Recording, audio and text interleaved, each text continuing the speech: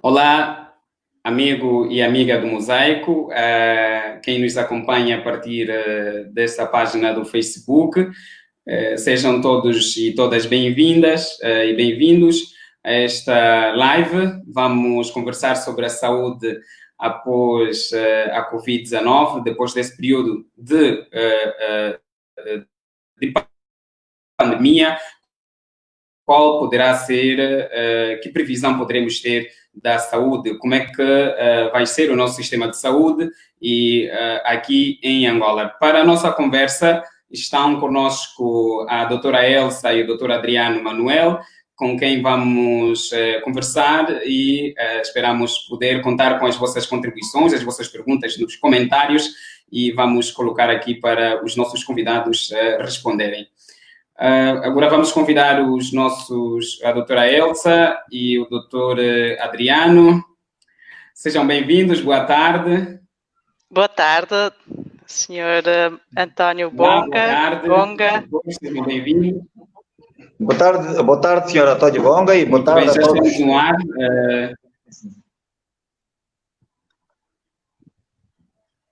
Muito bem. Então, podemos começar com a nossa live. O nosso tema é saúde pós-Covid-19.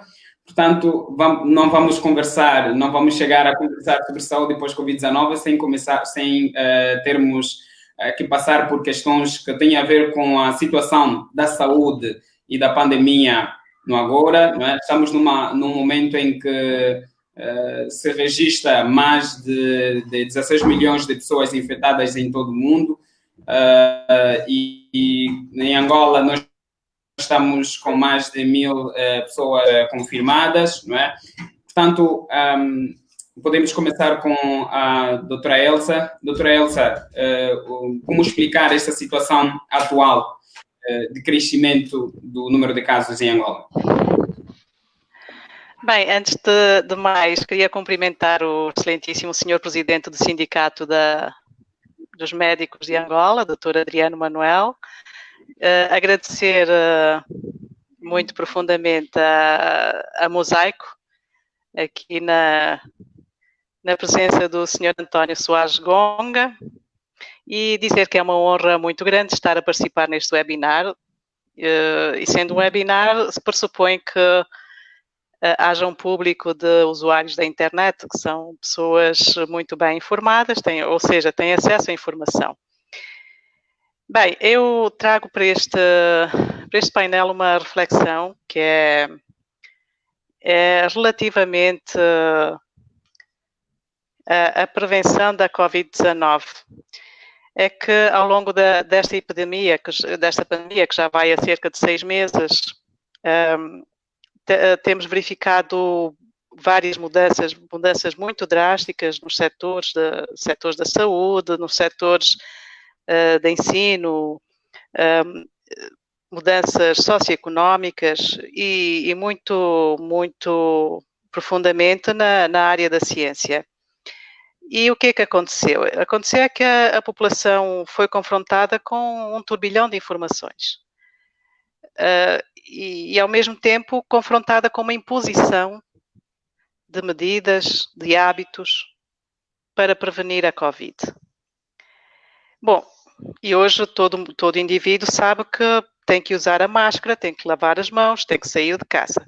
Bem, e o que eu observo e como cidadã e porque já fiz parte de programas de educação para a saúde, é que existem ainda desafios em termos de uma adesão responsável por parte desta população.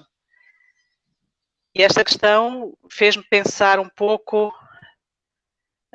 e ver que falta alguma informação adicional, falta alguma informação técnica e tem que ser passada às pessoas. Bem, pronto, alguém vai perguntar, mas que informação é esta? Mas toda a gente tem que saber de biologia, de medicina. Não é bem assim. E também não é não é um fator tão difícil assim. Nós vemos que saber da configuração do coronavírus era uma coisa só para académicos, só para cientistas. E hoje, se pedirmos a uma criança para desenhar um coronavírus, ele vai desenhar perfeitamente. Quer dizer, este processo realmente impulsionou muito o pensar e o conhecer mais sobre saúde, sobre este tipo de doenças, etc. Então, eu acredito que as pessoas, se tiverem alguma noção do que é que representam estes perigos e de que estas medidas podem vir a salvaguardar a sua própria vida, acho que terão mais determinação e terão um comportamento mais seguro. Bom, estamos a falar de explicar o porquê destas coisas, o porquê de usar a máscara, o porquê de lavar as mãos, como é que isto funciona para o organismo, como é que isto funciona para nós prevenirmos o Covid. Então, creio que antes de pensarmos nas tendências futuras, antes de pensarmos num pós-Covid, nós temos que pensar em realmente ultrapassar esta grande crise. Temos que pensar em salvaguardar a vida humana, temos que pensar em sobreviver. E para isso é necessário que toda a população se empenhe na prevenção e é necessário realmente que se tomem todas as medidas necessárias. Muito bem, doutora. A minha pergunta, no fundo, é como explicar que haja, nessa altura, em Angola, um número já acima de 1000, não é, de pessoas infectadas. Quando até há tempo não tínhamos estes números, não é? Esta questão parte de que a Covid é uma doença que é provocada por vírus. E os vírus são altamente voláteis, altamente contagiosos e isto explica porque é que e esse contágio se dá em situações muito comuns. Ou seja, basta uma aproximação com pessoas que estejam infectadas, ou basta levarmos a boca ou termos algum contacto com os vírus, dá-se perfeitamente o contágio. Outro fator também que vai explicar, e é o que acontece em todo o mundo, é que o organismo humano não estava preparado para esta estirpe de vírus. Logo, foi um fator novo, o organismo teve que reagir, mas mesmo assim não criou as barreiras suficientes para evitar que a doença se instalasse. Bem, em Angola nós temos particularidades temos situações muito particulares, temos hábitos e costumes que realmente favorecem essa transmissão e é basicamente nestas questões que nós temos que mudar. Estou a falar, por exemplo, dos ajuntamentos, das reuniões de pessoas, ou seja, do contacto muito próximo entre as pessoas e também temos a falar do cumprimento das medidas de prevenção. Ou seja, nós estamos, e vejo praticamente as pessoas a ter um certo receio, não de que aquilo lhe vá fazer mal, ou seja, tem uma noção de risco muito diferente de como se conhecessem realmente em que perigo estão. Ok. Podemos... obrigado, doutora. Obrigado, doutora Elsa. Agora vamos ouvir a mesma questão. Vou colocar ao doutor Adriano. Doutor Adriano, como explicar o número, o grande de aumento, neste caso um aumento que começa a nos preocupar, de casos de Covid-19 em Angola. Já estamos a falar de mais de 1.000 casos confirmados e também já estamos a falar de circulação comunitária do vírus. Bom, antes de mais agradecer a doutora, saudar a doutora Elsa. Obrigada. Pelo facto de, em uma hora, nós vamos partilhar informações relacionadas com Covid, vamos analisar questões relacionadas com Covid em Angola. E também a Mosaico, por ter nos proporcionado esta grande oportunidade para interagirmos com as pessoas que usam essa ferramenta, que na verdade tem jogado um papel muito importante para que as pessoas possam ter conhecimentos relacionados com a doença. Ora, o porquê do número elevado, num pormenor muito importante. Vale a pena realçar aqui que o Covid começamos a ouvir o Covid em dezembro. Isto na China. Sim. E eu fui refletindo em torno disto. Observo que a cidade em questão é uma cidade extremamente envolvida do ponto de vista da economia. E observo que existe um fluxo muito grande entre angolanos e chineses. Eu estava a refletir, não será que enquanto se vislumbrava, enquanto se falava muito do Covid na China, este volume de pessoas que iam e vinham para Angola, já a partir de dezembro, nós não tínhamos o Covid, dezembro, janeiro, fevereiro, já não tínhamos o Covid em Angola? Isso é uma pergunta que eu me faço. E por que eu faço essa pergunta? Observem que, enquanto nós não fizemos o teste na comunidade, nós não tínhamos uma ideia da dimensão do caso. A partir da altura em que nós passamos a fazer os testes na comunidade, começamos a observar que, afinal de contas, tínhamos um volume de doentes que já tinham o Covid. A minha pergunta é, será que nós já não tínhamos em janeiro? Será que nós já não tínhamos em fevereiro? Temos dificuldades com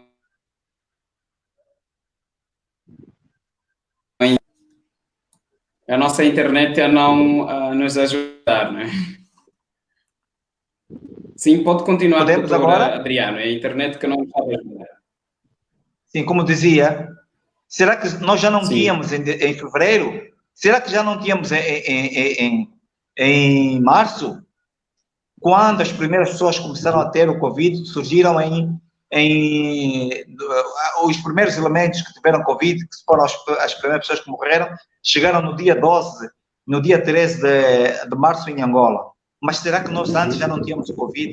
Observem, por exemplo, que nós temos atualmente testes de pessoas com IgG positivo. Quando isso acontece, subentende-se que as pessoas já tiveram contato com o vírus. Ok. Doutor, pergunta só para explicar aos nossos internautas, temos estado a ouvir também estas siglas, mas só para explicar aos nossos internautas o que é IgG.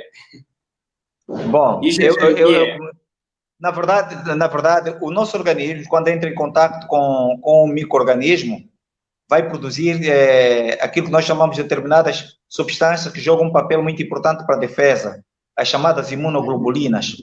IgE, IgG, IgM é quando entramos em contato com um micro-organismo, no caso o vírus, então subentende-se aqui que temos a doença na fase ativa, quer dizer, numa linguagem terra-terra, né? A doença na fase ativa.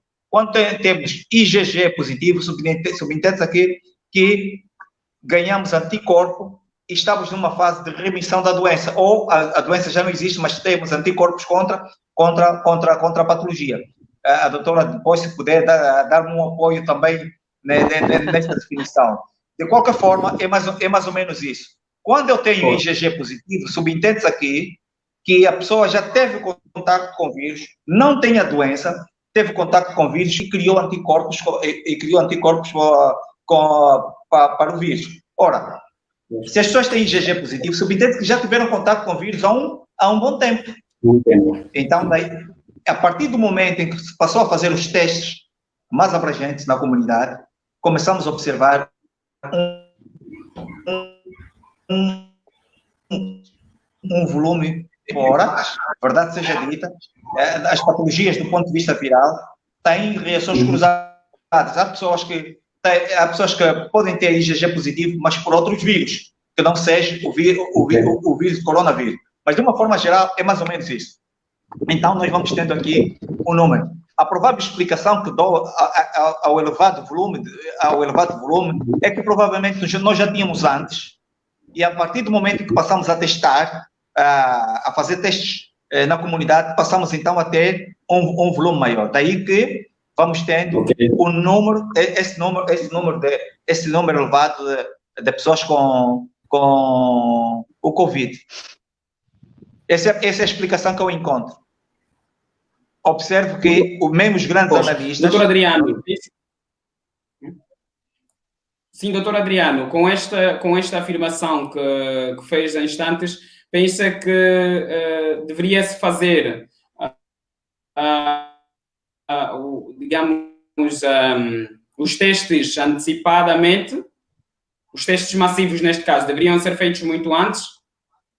O que eu acho é o seguinte, meu ponto de vista pessoal, a partir da altura que nós começamos a ouvir o Covid, sim, na China, e porque existem muitos angolanos que vão e vêm na China, e muitos chineses que também entram em Angola, fruto do processo econômico em Angola, o que eu acho a partir dessa altura, nós devíamos identificar as pessoas que entraram em Angola a partir deste momento. Provavelmente, se fizéssemos uma identificação tanto de angolanos e chineses que entraram em dezembro, janeiro, fevereiro, provavelmente nós teríamos uma ideia se realmente o Covid já estava em Angola ou não em Angola. Nós não fizemos.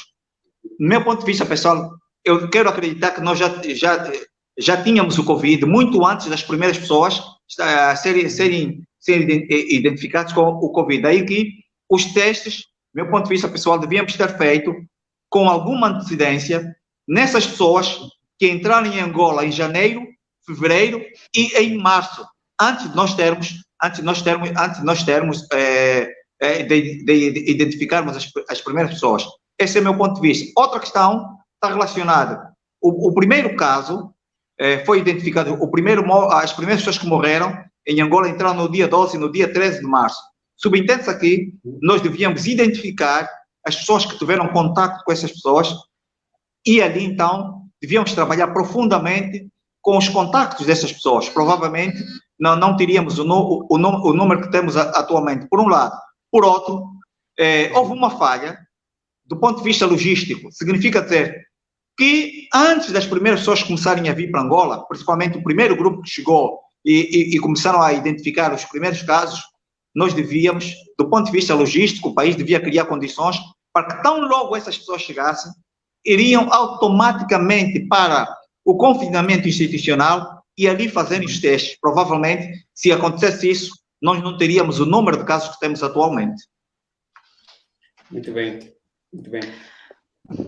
Coloca-nos uma questão, Verónica. E a Verónica, vamos lá ver a pergunta da Verónica. Ela pergunta, os doutores poderão explicar as projeções oficiais e comentar também a forma como foram apresentadas ontem, da imprensa? Não entendi. Sobre as projeções, as projeções, que comentários e explicações podem se fazer nessa altura sobre as projeções apresentadas ontem em conferência de imprensa? Bem, se me permite, eu por acaso vi a conferência de imprensa e fiquei realmente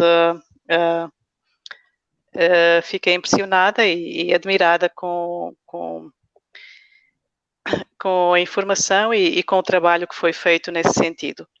Bem, tudo tudo aquilo traduziram hipóteses. Traduziram hipóteses e projeções de 3 cenários, não é? 3 cenários previsíveis. E esses cenários foram baseados no que se está a fazer agora, ou seja, na tomada de medidas de prevenção. O que é que eu quero dizer com isso? Quero dizer que se Angola continuar neste ritmo de aumento de casos, e sabemos que o aumento de casos tem a ver com o cumprimento das medidas de prevenção,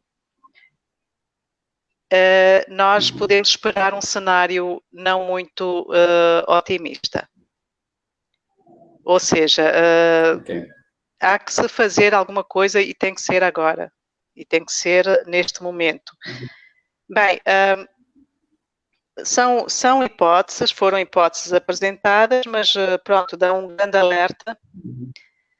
E isto, reforçando o que o Dr. Adriano acabou de dizer, realmente só tendo uma evidência científica, e neste caso é a questão de saber o estado serológico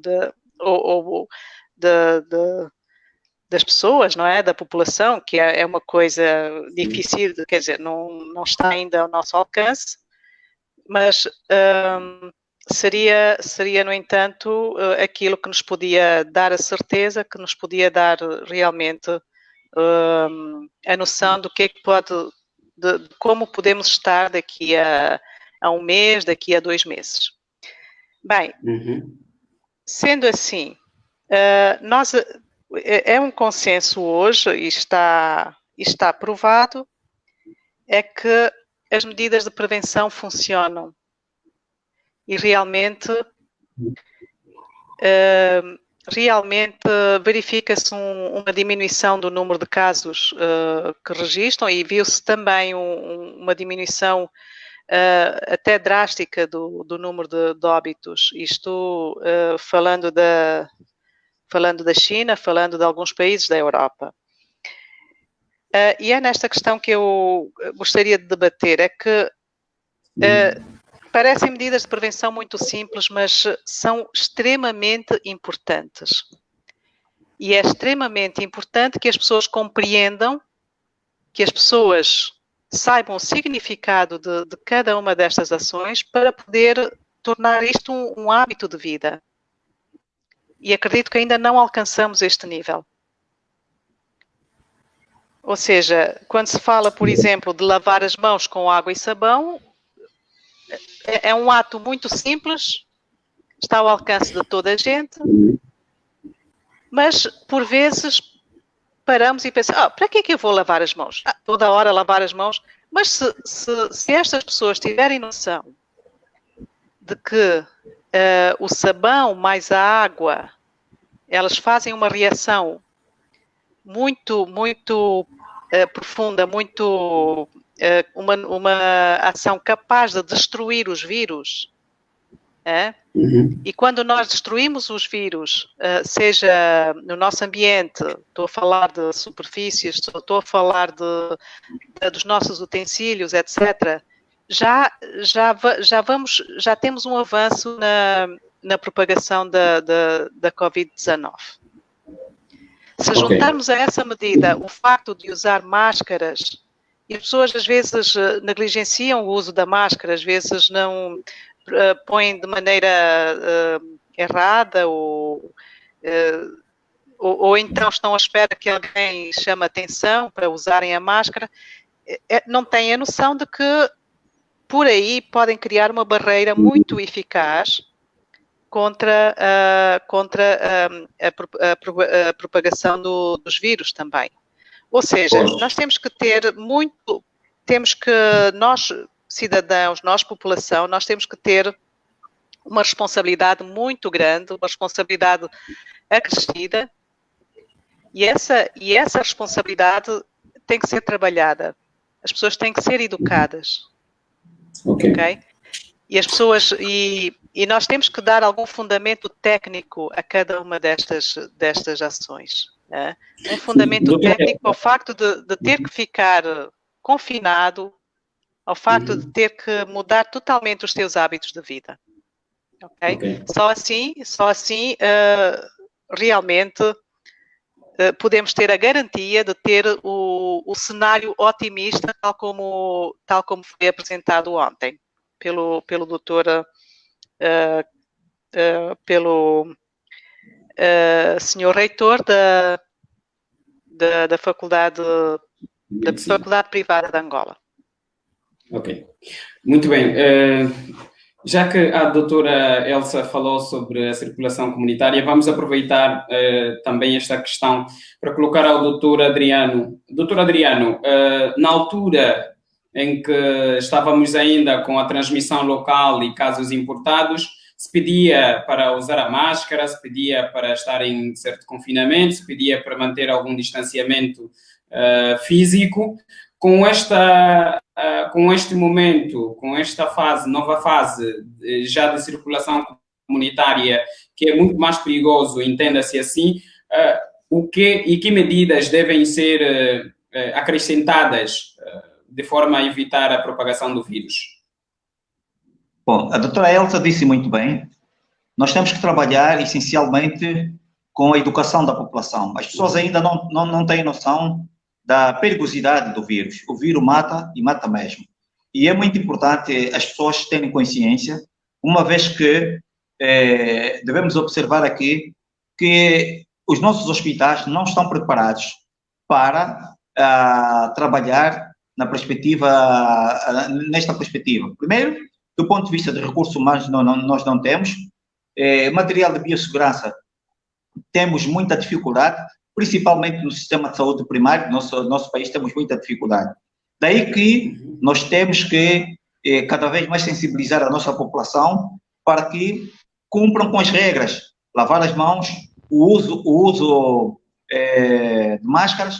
Isso vai jogar um papel muito importante para que possamos diminuir substancialmente o elevado grau de contaminação por outras pessoas. E nós devemos agir em 3 pontos principais, como disse ontem o Dr. Pinto Sousa. Os principais trabalharmos nos principais focos, naqueles que poderão ser os focos que irão jogar um papel muito importante para a propagação da doença. Estamos a falar dos mercados, estamos a falar das paragens e estamos a falar dos restaurantes. Estes locais, de certeza absoluta, e os supermercados também. Os supermercados é o local onde normalmente as pessoas vão e são nesses locais em que devemos trabalhar na perspectiva de as pessoas manterem aquilo que nós chamamos os princípios de biossegurança. O distanciamento entre as pessoas, o lavar as mãos, o uso de máscara, sempre o uso de máscaras. Lavar as mãos sempre que tocamos num objeto, por exemplo, abrimos uma porta de um restaurante que nós não sabemos, né, em que nós não sabemos se uma das pessoas que lá esteve que estava contaminado, a usarmos os multicaixas, onde as pessoas usam todos os dias e a malta não sabe se essas pessoas, as pessoas que usaram, contaminaram ou não. É muito importante nós higienizarmos as nossas mãos sempre que fizermos um procedimento em que, eventualmente, periga a um procedimento que joga um papel muito importante para o aumento do contágio, neste caso. Daí que devemos jogar um papel, deve-se jogar um papel muito importante nisto, que é na educação para a saúde. Devemos cada vez mais mostrar às pessoas que o vírus existe, isto é perigoso, isto mata. E nós estamos com um problema nos nossos hospitais, o déficit de recursos humanos, o déficit de material de biossegurança. Nós hoje vamos encontrando, e isto com alguma mágoa, digo isso, não é? Nós já vamos vendo que provavelmente existem situações em que, quando se trata de uma pessoa com provável... Não conseguimos ouvir muito bem, doutor Adriano. Pode repetir? Eu disse... Doutor Adriano, não conseguimos ouvir muito bem.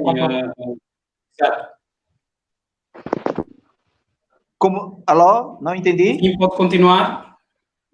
Como dizia... Não ouvimos muito bem as últimas palavras.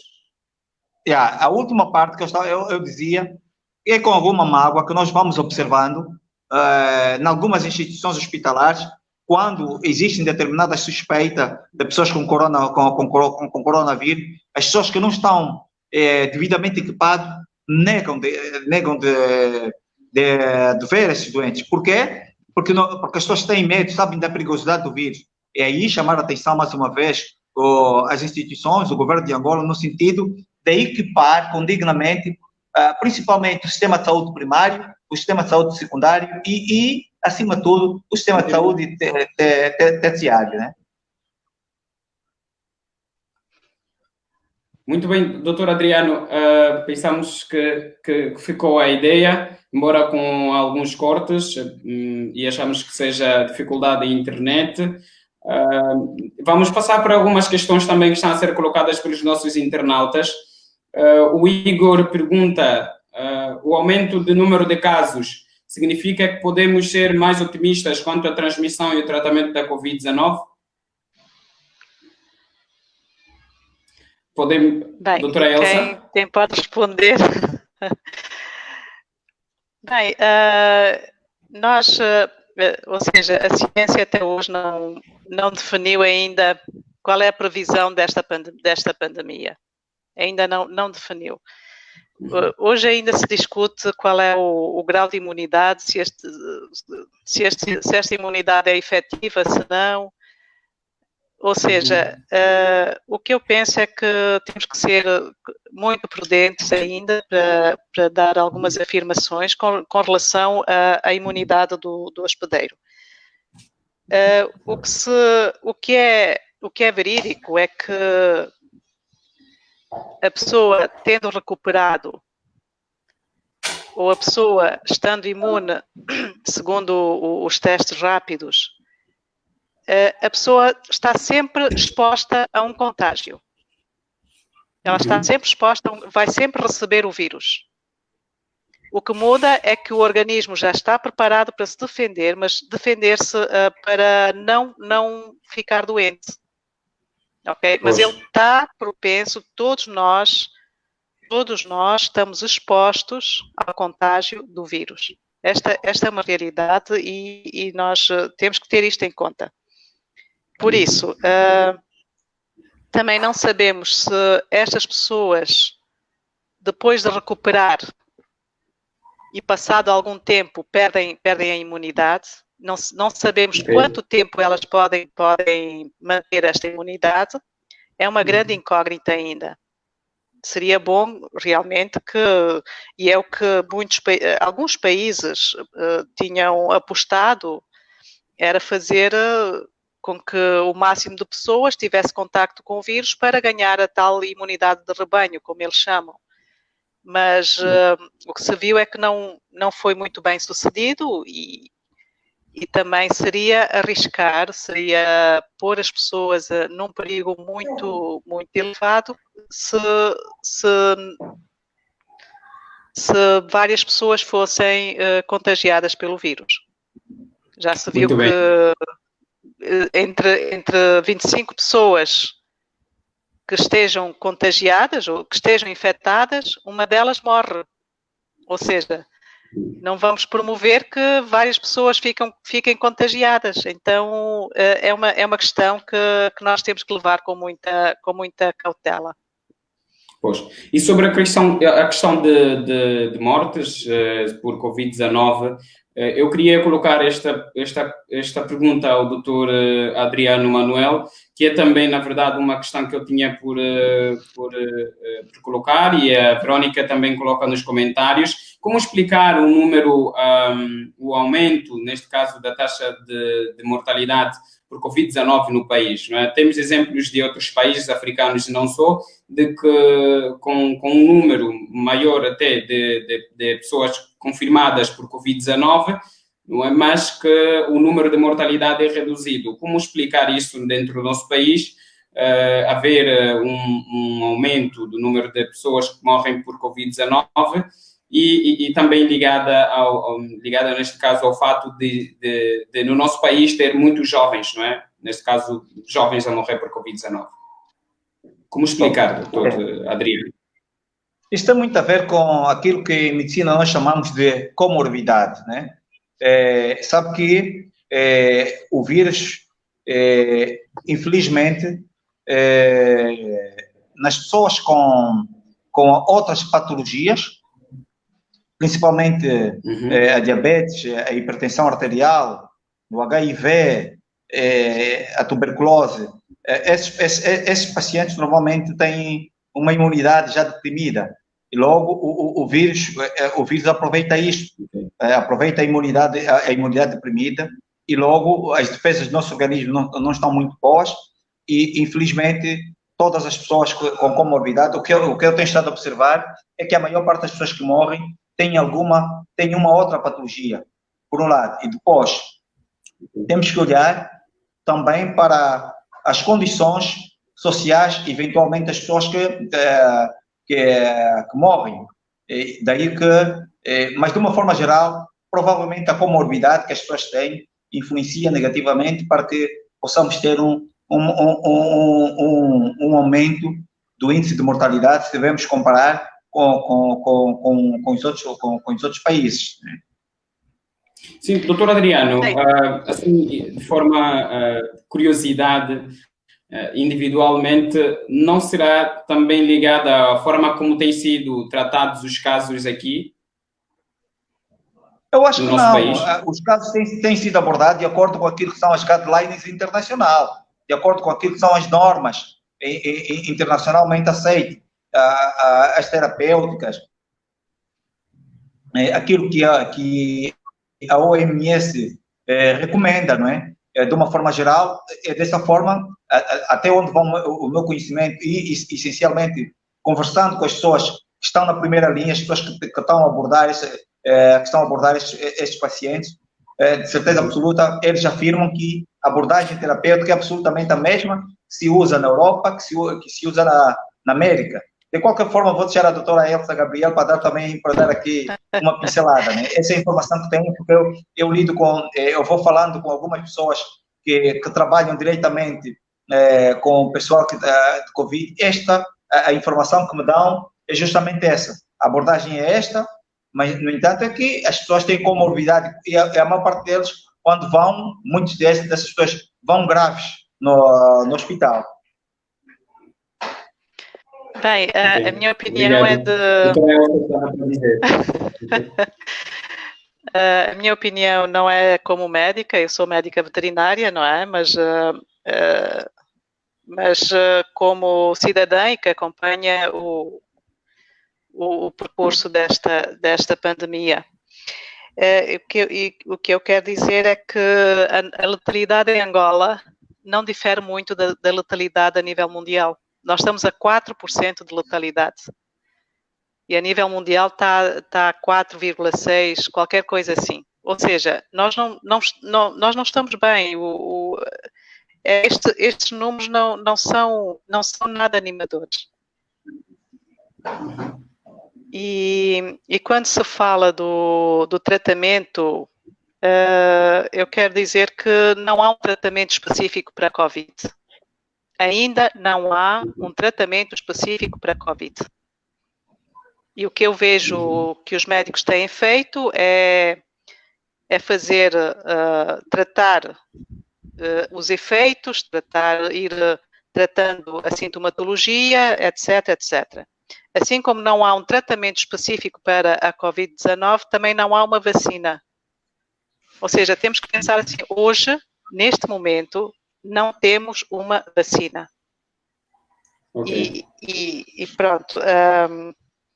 Então, o que se está a fazer e deve estar a cumprir com as normas a nível internacional é fruto da experiência que se vai adquirindo pelo sucesso que acontece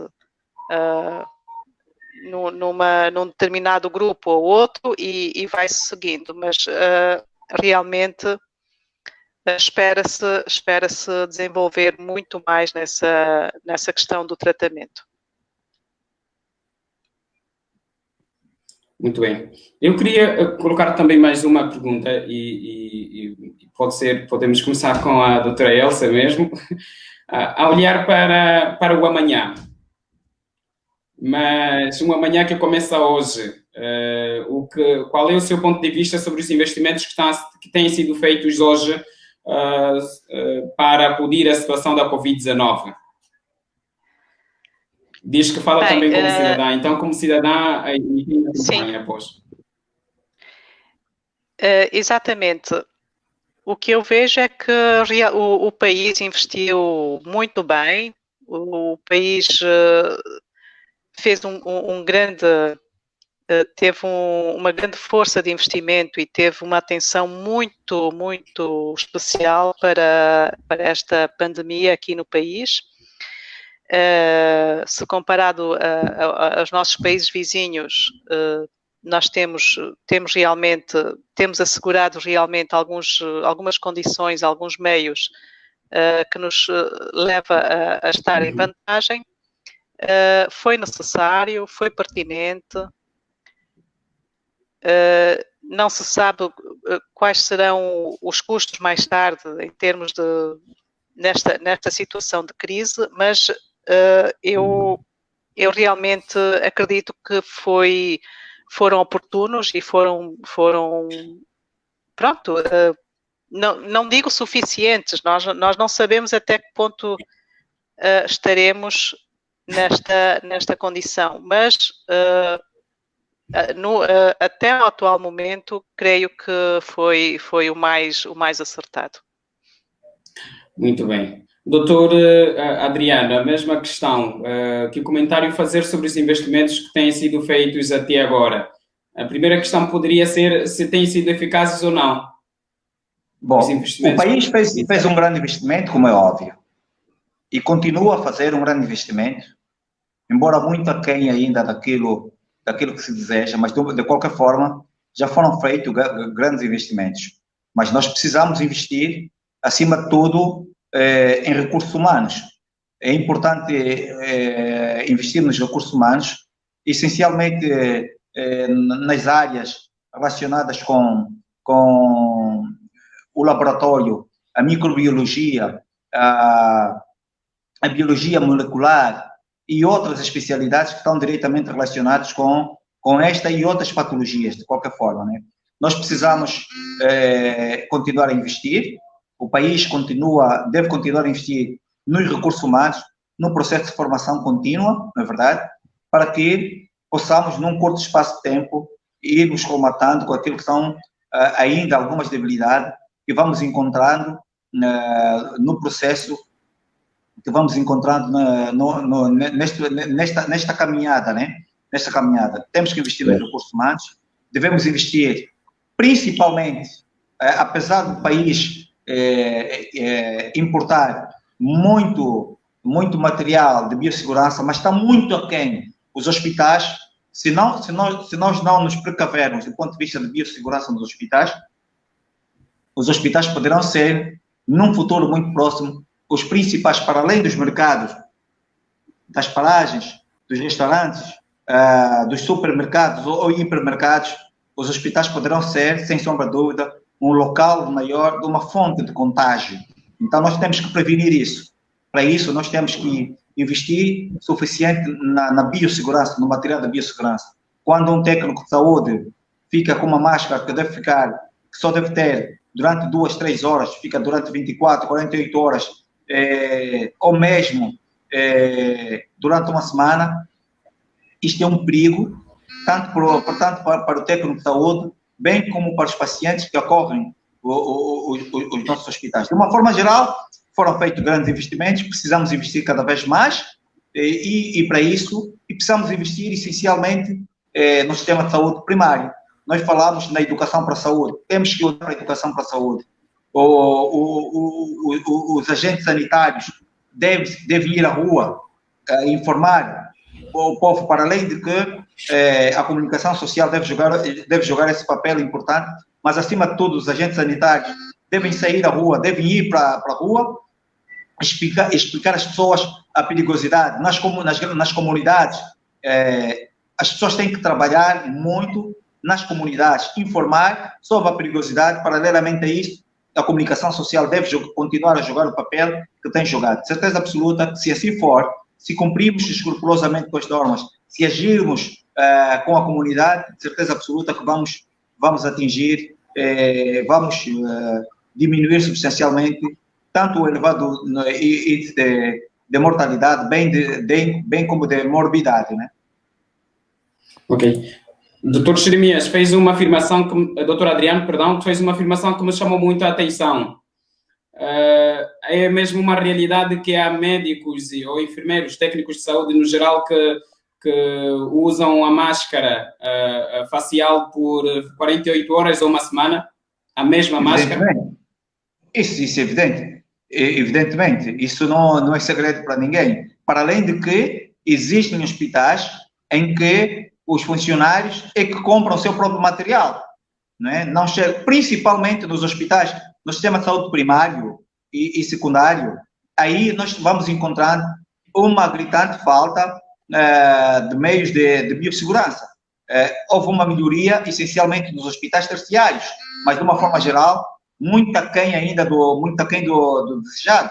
Então, há hospitais que antes usavam uma máscara 2, 3 vezes, hoje já temos alguns hospitais que estão a usar uma máscara durante 24 horas. Mas já tivemos muito pior.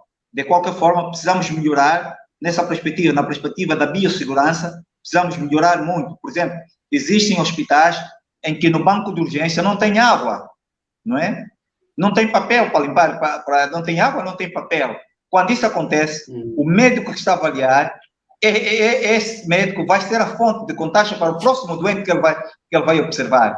Então, nós precisamos melhorar nisto. Há bancos de urgência que não têm água, há bancos de urgência que não têm sabão, há bancos de urgência que não têm álcool gel, há bancos de urgência que não têm papel. Há muitos hospitais. Então, daí que o governo tem que melhorar disso. Ainda estamos muito longe.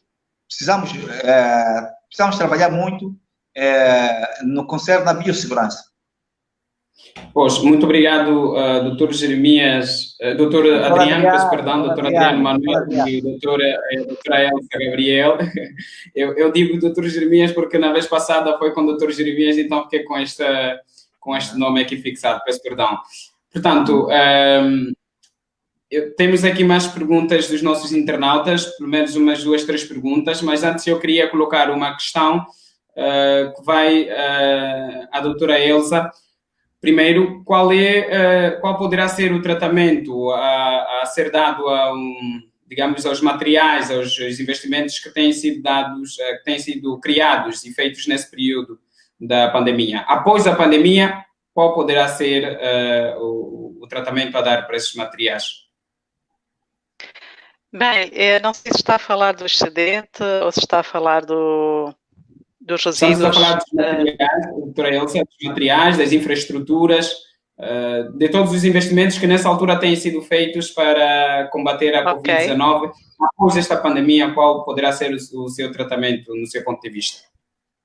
Qual deverá ser? Bem, sem dúvida que a pandemia impulsionou em grande medida o setor da saúde e trouxe, como já se disse, trouxe os investimentos muito que nunca tiveram sido feitos antes. E como coloca esta hipótese de um pós-pandemia, isso pressupõe o período depois do fim da pandemia, não é? Podemos imaginar que seja uma mais-valia para o sistema. E é uma mais-valia para o sistema e não fica... E quer dizer, não é supérfluo, ou seja, vai ser muito bem-vindo. O país estava a precisar e vai precisar de muito mais. O nosso sistema de saúde, pelo que se vê, até pelas afirmações do Dr. Adriano, ainda está debilitado, precisa de algum reforço e acredito que tudo o que se fizer em prol do desenvolvimento, quer no desenvolvimento humano, ou seja, na formação de quadros da saúde, quer no material, quer nas infraestruturas, é sempre bem-vindo. Ok? Muito bem. Doutor Adriano, que tratamento deve ser dado a este material, a estas infraestruturas, o investimento todo que tem sido feito nesse período? Bom, é importante realçar aqui que o investimento que foi feito no Corona, se tivermos que ter em conta o material que os nossos hospitais necessitam, ainda é muito pouco. Ainda é muito pouco. Estamos com dificuldades de internet. Muito pouco esse tratamento. Muito pouco esse tratamento. É muito pouco. Daí que os outros hospitais, o próprio material também poderá ser usado para salvar outras patologias. Vale realçar aqui que existem patologias que matam mais do que o Covid. A malária mata mais do que o Covid. A febre tifoide mata mais do que o Covid. A tuberculose, o HIV. Agora, com o advento da crise econômica, vamos tendo cada vez mais pessoas com malnutrição aguda e malnutrição crônica. Então, esses hospitais, o material que está a ser usado poderia, de certeza absoluta, servir para tratar outras patologias. Mesmo os hospitais poderão ser usados para colmatar com o déficit tanto de hospitais, bem como de recursos humanos que estão a ser formados agora, no sentido de serem usados para tratar outras patologias. Por isso, esse investimento que está a ser feito é bem-vindo. Porque o país tinha um déficit desse material. Né? Por exemplo, o país tinha um déficit de ventiladores. O país tem um déficit, até agora tem um déficit de ventiladores. O país tem um déficit, por exemplo, de gasômetros, que é um material que serve para medir os gases no organismo. O país tem um déficit. Há províncias que não têm esse material. Há hospitais que não têm este material, para além dos outros materiais que foram importados. Daí que será sempre uma mais-valia. O país não vai desperdiçar isso, pelo contrário, vai precisar ainda de muito mais. Pois, só mais uma pergunta de curiosidade mesmo ao Dr. Adriano Manuel. Como explicar que uma doença como a malária que mata... Exato, eu coloco a seguinte pergunta: como explicar, já que eu menciono a malária, mas como explicar que uma doença como a malária, que mata milhares de pessoas, crianças e adultos, em pouco tempo, em poucos meses, nesse caso estamos aqui a falar num período equiparado ao tempo em que estamos a abordar a pandemia no país, estamos a falar de 5, 6 meses. Como explicar que nessa altura tenhamos milhares de pessoas que tenham morrido de malária num período de 6 meses e de Covid-19, 51 pessoas até então, mas há um grande investimento nesse sentido e não um grande investimento para acudir à Covid-19 e não à malária.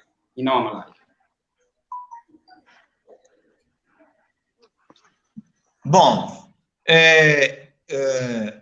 eu sempre digo, sempre que tenho oportunidade de falar sobre isso, eu sempre digo que nós devemos investir essencialmente no sistema de saúde primário. Infelizmente, nós investimos pouco e precisamos melhorar no investimento no sistema de saúde primário.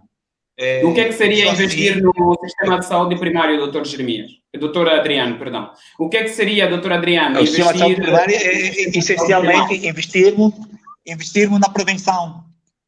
Ok. Investirmos na prevenção. Se prevenirmos, vamos ter pouca malária em Angola. Prevenir subentende-se trabalhar com a comunidade, com aquilo que são os principais focos de proliferação do mosquito que promove a malária, que provoca a malária, desculpa, e outras patologias, por exemplo, o tratamento das águas residuais, o tratamento do lixo, não é? Nós temos que investir muito ali no sistema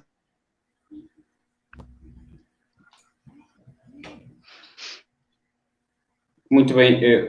Pensamos, o Dr. Adriano continua com alguma dificuldade na internet, mas imaginamos que o essencial também tenha ficado desta pergunta. Podemos, para a doutora Elsa, começar com outra questão. Doutora Elsa? Sim, se é a mesma questão. Pois, a Bendala Sangaji, temos um comentário, e ele pergunta: as vacinas da Rússia e dos Estados Unidos que estão na iminência de ser lançadas não são eficazes? No fundo, quer confirmar, né? Pronto, há vários laboratórios a fazer as vacinas, várias indústrias a fazer uma vacina que eles prometem eficácia. O que eu quero dizer sobre vacinas é que, para terem uma ideia, para se fazer uma vacina, leva-se em torno de 10 anos. Quer dizer, isto eu falo porque já trabalhei num laboratório que faz esse tipo de investigação. É para vermos que para a malária já se anda há muitas décadas a tentar as vacinas, descobrem uma, fazem e depois veem que não é eficaz, depois outra, anda-se há décadas para se conseguir uma vacina. Ou seja, o facto de as indústrias, quer dizer, as indústrias farmacêuticas em ligação com laboratórios de investigação científica, elas estão a trabalhar imenso, estão a fazer tudo o que está ao seu alcance e estão realmente a pôr como parâmetro a eficácia da vacina, que não se consegue estabelecer facilmente. Ok. Mas vamos supor que realmente neste curto espaço de tempo se consiga fazer, eu digo curto espaço de tempo porque a previsão é no próximo ano, talvez no meio do próximo ano se conseguir uma vacina. Devo dizer que mesmo quando se conseguir a vacina, esta vai ter que ser validada, vai ter que ser experimentada. Ou seja, vai-se testar a vacina e vai-se ver se ela é realmente eficaz ou não. Que isto é extremamente difícil fazer em seres humanos, porque não vamos arriscar um ser humano a expô-lo ao risco de contágio para ver se a vacina é eficaz ou não.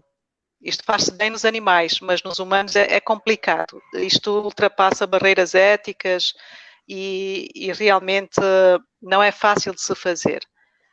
Então, esta resposta da eficácia da vacina só pode...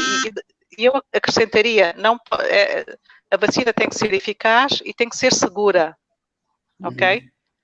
Segura no sentido de quando o indivíduo é vacinado, aquela vacina não vai fazer um efeito colateral que vá peligrar a sua vida. Então a vacina tem que ser eficaz e segura. E de facto estes dados são conseguidos a posteriori. Neste momento não existe esta afirmação, não existe este dado. Ok? Muito bem. Doutor Adriano, tem algum comentário a fazer sobre a pergunta colocada pelo Bendala? Eu acho que a doutora Elsa falou tudo, né? Em relação às vacinas, a malta não pode falar da eficácia da vacina porque para além de carecer de muitos estudos, acima de tudo, muitos testes também, né? Nós estamos numa fase, estarão numa fase de teste e vamos observar a eficácia ou não da vacina. Por isso, fazer a afirmação se estão reais ou não fica difícil, porque não é assim que se estuda, né? A ideia é saber, vamos começar agora a usar tanto as vacinas, bem como os placebos, e vermos até que ponto a vacina será ou não eficaz, né? Então, nós não é a altura para falarmos da eficácia da vacina enquanto não termos resultados reais, não é? É mais ou menos isso. Uma última questão dos nossos internautas. Desta vez é o Mona Watiri Tungané. Ele pergunta diretamente ao doutor Adriano. O doutor faz menção à questão dos perigos que os mercados informais e tantas outras instituições. Que medidas específicas são necessárias?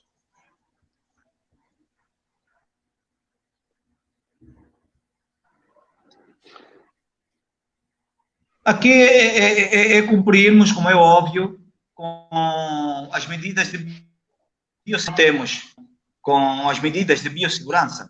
Aquilo que está plasmado, o distanciamento entre as pessoas, o lavar as mãos, o uso de máscara, isto é muito importante. Né? O que nós temos estado a observar nos mercados não é isso. O aglomerado de pessoas é de tal forma grande que propicia o contágio das pessoas. As pessoas não estão a usar máscara. As pessoas, o distanciamento não é o real. Então, se nós não cumprimos com as medidas de biossegurança, de certeza absoluta que vamos ter muitos casos. Daqui a 2, 3 meses, vamos ter.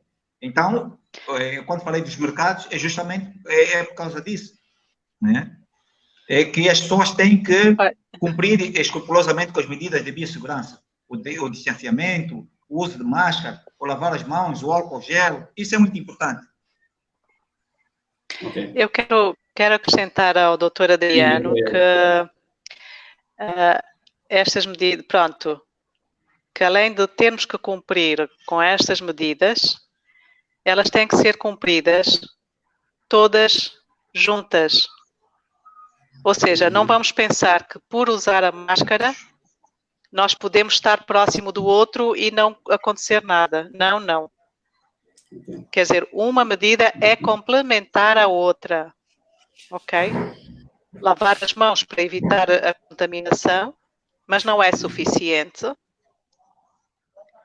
Lavar as roupas quando chegamos a casa, roupa da rua, de descalçar os sapatos e desinfetar os sapatos, mas não é suficiente. Se pensarmos que realmente o contágio é muito fácil de se fazer e basta estar uma pessoa infectada para o vírus se propagar ao redor dela, e num raio de ação de no mínimo 1 metro, então, quer dizer, todo cuidado a ser feito é pouco. Ok? Então, tem que se dizer à população que está a usar máscara, mas tem que estar distante da outra pessoa, que antes disso tem que lavar as mãos.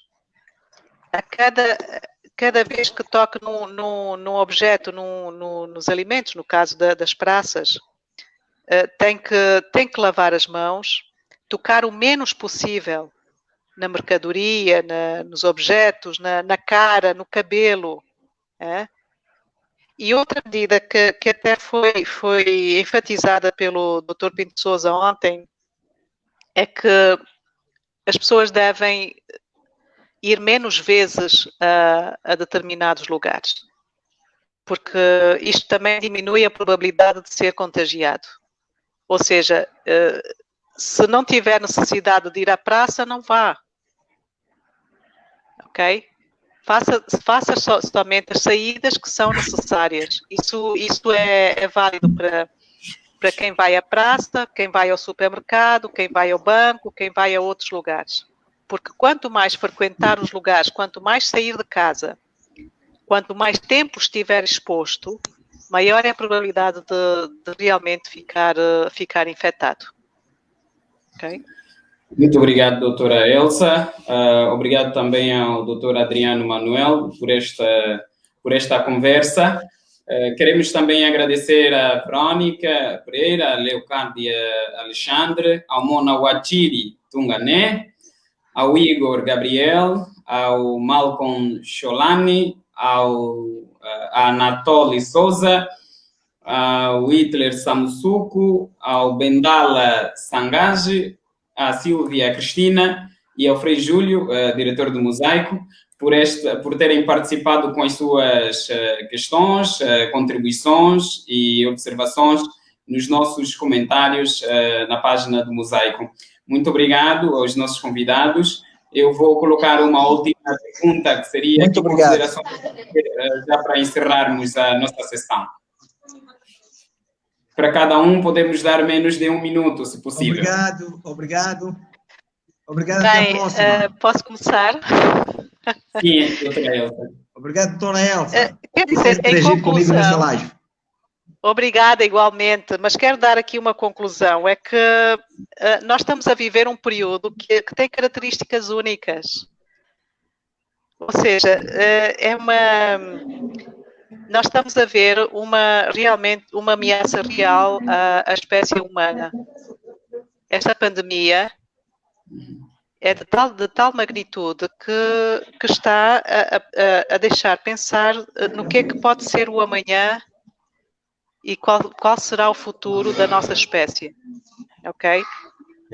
Pronto, e só por isso, e sem falar também das ameaças do aquecimento global, que já está a manifestar os seus efeitos com dados catastróficos, é que nós realmente temos que olhar para nós, para nós como seres humanos, olhar para nós como pessoas e pensar realmente na nossa sobrevivência. Ok? Por isso é que a Covid tem toda esta atenção, tem todo este investimento e carece de muito mais reflexão, de muito mais responsabilidade quando estamos a adotar as medidas de prevenção. É tudo. Muito obrigada pela oportunidade. Obrigado, doutora Elsa. Doutor Adriano, algum comentário final a fazer?